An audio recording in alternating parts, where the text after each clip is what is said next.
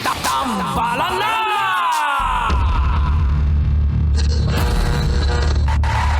Ang tambalang kumikinang.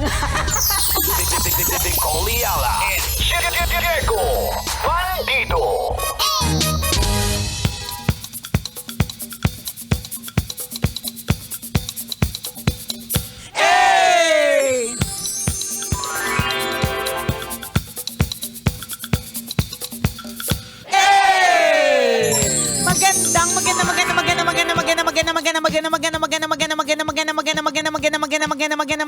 Magandang tanghali. Kumikinang na ulo, Diego Bandido.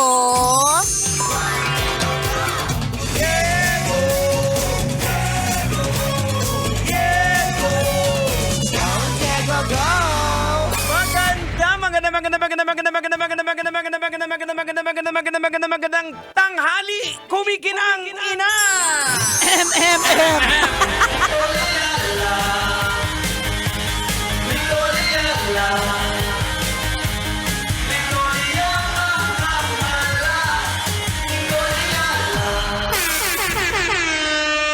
Siyempre, dami naming kwento ni Diego Ay, Bandido.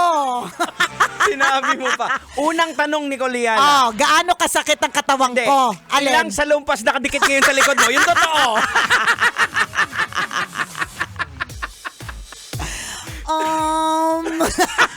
Saang part ng katawan? Likod ba ang tinatanong mo? Kasama ba yung mga legs? Kasama na. All in all, mga 68. Ako pagdating ko kagad sa bahay, sabi ko kay Mrs., pwede mo bang Masahihin yung paa ko? Tapos may salumpas ka pa ba dyan? Alam mo, una sa lahat, gusto nating i-shout out ng Bonggisios ang mga kaibigan natin sa San Rafael River Adventure. Sobra sa The Guzman family. Ayan. Tito. Tito Hi, pala, Tito. magpapakasal po kami. Tito, ayan. Salamat ng marami sa napaka-init na pagtanggap sa atin at sa napaka-warm ng lahat ng bumubuo ng San Rafael River Adventure. Kung mapapansin po ninyo, kung kayo po ay follower ng mga DJs ng Love Radio, marami po kayo makikita na mga My Day, mga stories and mga feed posts tungkol po sa aming katatapos lamang na team building activity dyan sa San Rafael River Adventure. Ang galing din ng ating mga facilitators, di ba? Sobra. Galing. Nakakatuwa po talaga yung experience, promise. Muntika na po na mawalan po kami ng dalawang DJ. Sa totoo lang po. Isa yun po sa mga highlight nung namin, activity po namin. Meron po tinatawag na kayak. Kayaking. Yan. Parang kayak race. Kayak race. So, teammates ko sila, Jegs si Diego ay nasa kabilang team. Ako ay nasa kabilang kami nila team. Uncle Dagul. Yan. Titangelo. Yan, kayo mga magkakampi. Yun, ako, si Mara Tony, tsaka si Conyo Bicolano. Kami lang yan pala yung DJ. Kami nila Kim Chino doon. Oo, sa kabila. kayo yung yun. So, syempre, dahil meron kaming maratoni, kung hindi nyo pa po kilala si Maratoni, isa po ito sa mga bagong DJs namin. Nagmamarathon po siya. So, syempre, kapag ka nagmamarathon ka, medyo mataas ang expectation mo, mabilis, maliksi, Tama. hindi malilito sa direction. Kasi, alam mo, di ba, feeling ko kasi pag ako nagmarathon, Jegs, palagay ko, mawawala ako eh. Mabagal pa naman ako, tapos hindi ako makakasunod. So, si Maratoni, hindi siya ganun. Definitely, kung nagmamarathon ka, makakarating ka pag race ang pag-uusapan. Di sila na yung pinili namin. Di tinulak namin yung kayak nila. Ayun po mga kabisyo. Next scene, nasa South China Sea. Literal po mga kabisyo. Ang bilis nila. Tapos papalayo po sila. Hindi nila alam paano paikutin yung kayak. Nakakatawa talaga, di ba? Pero ang ganda po ng experience na yon. Tapos nakakatuwa lang dahil sapagkat because you know that may mga safety precautions. Siyempre, may lifeguard doon. Kompleto naman po. Kompleto. May May rescue naman. speedboat na ng rescue sa kanila mula sa South China Sea. Hindi, mula sa South China Sea, pumunta sila ng Kangkungan. Kangkungan. Doon sila naglanding. Nakakaloka talaga. Nakakatuwa nakakatuwa. So again, kung kayo po mga kabisyo, naghahanap po kayo ng team building activity, a place where you can do your team building activity, pwede po kayong mag-inquire sa San Rafael River Adventure. Meron po silang mga social media accounts that you can inquire. Yan, sa Facebook, Oo. yan, pwede nyo pong Instagram also, Oo. ayan, TikTok, yan mga kabisyo. Saka yung sarap ng cafe nila doon. Correct. As in, Ang sarap po ng grabe. pagkain. Nakakaduling po sa sarap. Diba? Lalo na yung Chicken El Rio. Yan, Yan. favorite natin yan mula sa El Rio Adventura Cafe. Ayan, ang sobra. nakakatuwa. Pero hindi lang po pang team building yun Oo. Kasi sabi ko nga kanina sa Dear Love, kung halimbawa, wala ka namang company, di ba? Tapos gusto mo lang magkape, gusto mo lang ng accommodation, gusto mo lang lumayo sa Maynila. Ayan. Pwedeng-pwede naman. Ayan, pwedeng yung family dalhin doon. Yes, looking forward tayo na Oo. madali yung mga families din natin doon. Isa pa sa mga highlight na ginawa namin doon kasi meron silang ATV na Ayan, adventure. oo. So nag-ATV kami, ako, si Titangelo, si Kim Uncle Chino, Dilbon, si Kim oo. Chino, si Kajot, ayan kasama Yan, din, and the oo. rest of the guys. Ito yung yung highlight doon. May nadaan kami na yung ATV lang sakto talaga mga kadaan. Oo, Tapos one way may baka. Okay. Oo, na may sungay. Tapos yung baka, Diba usually pag nakakita ka ng baka, kumakain lang sila ng oo, damo. hindi, wala silang pakialam. Correct. Etong baka na doon, napaka-playful. Ay, bakit? Parang tumatalon-talon, Ah, ganun. nanunuwag. Nung dumaan si Kim Chino, hinabol. Grabe talaga si Kim Chino. Ultimo baka, may crush sa kanya. Mahal! Sabi ko, ano bang breakfast mo kanina? Corn beef ba? Kaya, hindi pala siya hindi wala palang crush sa kanya, galit pala sa kanya. Tapos dinaanan namin and nag-U-turn kami pabalik. Ganun uli. Banda kay Kim Chino uli. Hinarangan siya. Nung baka? Oo. Grabe talaga. Lahat na lang talaga may crush kay Kim Chino. At ang ending, iniwan ni Kim Chino yung ATV niya, tumakbo palayo.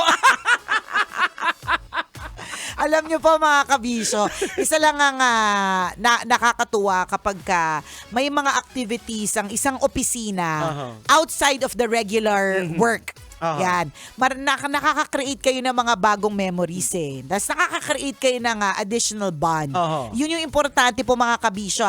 Create memories, beautiful memories, create bond. Hindi yung nababalitaan nating iba na nung nag-team building, nagka-jowa ng may asawa. Nako, At doon din, very evident din doon, yung mga bata, walang-wala sa mga OGs. Ayan. Maaga natulog Maaga natulog. Yung marathonian, tas ng tingin ko sa kanyang sa kanyang stamina. Aba, tulog na ng 10 p.m. Ang Nicole Liala, anong oras natapos? 2:00. Actually, sa totoo lang, Jegs, pwede pa akong pwede ko pang i-extend kasi masaya yung kwentuhan natin Pwede ko pang i-extend yung enerhiya ko that time. Kaya lang kasi lilipat pa ako ng villa. Kung yung kama ko nandyan lang sa tabi, Ayan, mabilis lang. push yun. Lilipat pa ako ng lilipat ako ng kabila. Iniisip ko pa lang yung dilim ng dadaanan ko. Tsaka yung posibleng mga mamit kong mga palaka. Sabi ko, kailangan ko na ng 2:00. Makabalik na dun sa villa. But it's really very nice. Sana po kayo po ay makarating din po dyan. Sobra. Kung makita niyo po mga kabisyo sa mga post ni Nicole, tinry niya po yung mag-bike sa alambre. Correct. Actually, dapat po kaming dalawa ni Diego Bandido, yung tambalan po yung partner. Ang ending po, ang sabi niya sa akin, I will pray for you. Ang ending, naging pastor na lang. Iniwan ako literal. Sabi niya, kaya mo na yan, hindi naman ako adventurous. Hindi rin naman ako adventurous. Siguro alam mo, I'm Jegs, happy for you. pero happy din ako na naipush ko yung sarili ko. Grabe, na siguro challenge ko rin talaga yung aking kwarintahin self. Tsaka challenge ko yung thyroid cancer ko Kasi alam mo yung sinasabi ng iba na talagang yung metabolism mo, manghihina ka talaga pag wala kang thyroid. Madami ka mga bagay na hindi magagawa. Ganyan. So sabi ko talaga sa sarili ko, ayokong paniwalaan yun Pwede ko tong gawin. Sa wala pa naman daw namatay dun. So, At saka take note mga kabisyo, Oh. gabi siya nung ginawa. Gabi. Hindi siya araw. O hindi, pero mas hindi ko kaya yung araw Ay, eh. ganun. Ako mas tingin ko, kakayanin ko yung araw. Pag-araw, Oo. oo. Ay siguro kasi malabo yung mata mo Oo. kasi matanda ka na. Hindi, iniisip ko, sabi ko, Oo. kakayanin ko to. Hindi, Pero- teka lang. Explain natin sa Oo. kanila ha. So, zip bike. Oo. So, imagine nyo po yung alambre lang po, yung pinapatungan ng bike. Oo. Pero may harness ka naman. Ayan, oo. May harness naman na it's very, very safe, kumbaga. Pero yun nga, katulad nga ng ginawa ni Diego na iniwan ako sa ere. Pero feeling mo gabi kasi. Hindi, Kung tapos umaga, gabi, tapos tingin ko, nagproseso din ako, kakayanin ko yun. Oo, pero sabi pero- ko, parang gagawin ko siya na parang walang purpose, parang pilitan lang. Oo, So, para, parang- hindi mo naman, Oo, gets ko, unlike gets sa'yo, ko. di ba, na talagang you want to test Oo, yourself. gusto ko talaga i-challenge yung Oo, sarili ko. yan. Gusto ko labanan yung thyroid cancer. Oo. Tsaka gusto ko, alam mo naman ako, never kasi ako nag-post eh. Hindi, as somebody na gustong ma-post yung experience. So sabi ko, hindi ko to mapopost kung ako mismo, hindi ko siya itatry. Tama. 'Di ba? So ano po siya, hindi po siya, well, it's not really for the faint of heart. Kasi 240 meters papunta, 240 meters pabalik. So 480 meters in total. Correct. Sa dilim. Madilim, pero maganda siya kasi merong mga light show, tas kita mo yung Angat River. Kasi sinasabi ko mas hindi ko siya kaya ng umaga kasi mainit, Jex. Yun. Alam mo naman ang skin natin. Kapag naaarawan, naiinitan, kumukunat, ganyan. Pero that's also a wonderful experience. Maganda din po talaga Oo. siya. So sabi ko, total, hindi ako adventurous. Tapos kaya ko naman siyang gawin kung gagawin. Oo. Pero ano yung purpose na gagawin Oo, ko kung para... bakit? O parang mapilitan lang. So parang...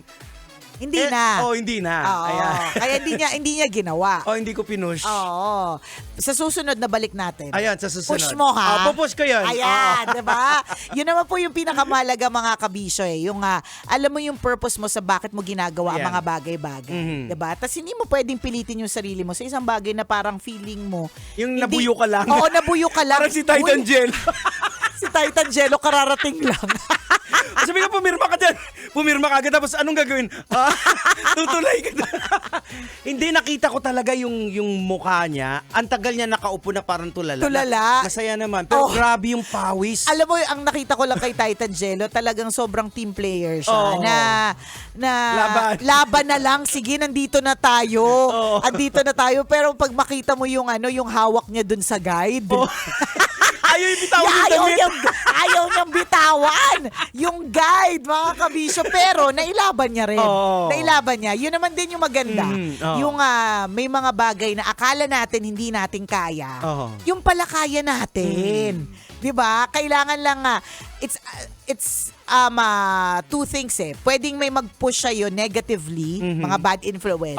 Or pwedeng merong mag-push sa'yo na alam mo namang good influence Ayan, sila. oo. Diba? So piliin mo yung mga tao makakasama mo. Correct. Yung mga taong bubuyuhin ka ba to do good things? O yung mga taong bubuyuhin ka to do bad things? Tama. Yan. At tapos pag ginawa mo isang bagay na tingin mo medyo nag-aalanganin ka, alamin mo yung purpose. Correct. Alamin mo Ano yung ba purpose. bakit ko ba gagawin ito? Oo. Para saan? Oo. Para saan? Para Oo. mas malinaw. Para mapagbigyan lang sila. Correct. At saka para mas Oo. kung alam mo yung purpose kung ba't mo ginagawa ang isang bagay, mas magagawa mo to ng tama. Yes, oo. Hindi yung napilitan ka lang para lang sumaya yung iba. Tama. Paano ka naman? Oo. Hindi kung hindi ka sasaya. Ganon. Sabi ko nga, okay lang yan, hindi naman lilindol. Sabi yun ni Diego Bandido, nung nakasakay na po ako sa bike, nung patulak na po sa akin. Nakakaloka. Pero alam mo, kapag ka pala nandun ka na sa mga ganyang klase, mga adventure na parang activities, dun talaga po tumitibay ang pagdadasal sa Panginoon. Kasi ang nakasama ko bilang iniwan nga ako sa ere ni Diego Bandido, ang nakasama ko po si Conyo Bicolano. Mula sa start hanggang finish, wala ako narinig kundi, "Oh my Lord." Sabi ko, grabe, naging madasali na wala sa oras. Nakakaloka! So many stories about our team building activity. Of course, yung Love Radio Manila, ipopost din po yung Ayan, abangan experience nyo namin. yung full experience namin sa San Rafael Correct. River Adventure. And Ayan. we really hope, mga kabisyo, that you get to visit the place. Sobrang ganda. At nakakatuwa kasi po, alam mo yung aura ng mga tao doon, mababait. Tama. May mga ganun eh. Oy, shout out pala kay Sir Roel. Ay, Sir Roel. Ayan, Oh, salamat. Salamat ng bonggang-bongga. At sa lahat ng mga coaches natin Yan, oo. dito sa ating nakaraang team building activity. Oo. At dun sa lahat ng mga nag-team building, sana nawain na build din talaga ang inyong mga Correct. team. Yun naman ang Tama. mahalaga dyan, ha? Oras natin mga kabisyo, pakisilip na lang at 12:39 na. Ako pong kumikinang na ulo, Diego Bandido. At akong kumikinang ina mo, Nicole Yala. Kailangan pa bang i-memorize yan? Basic!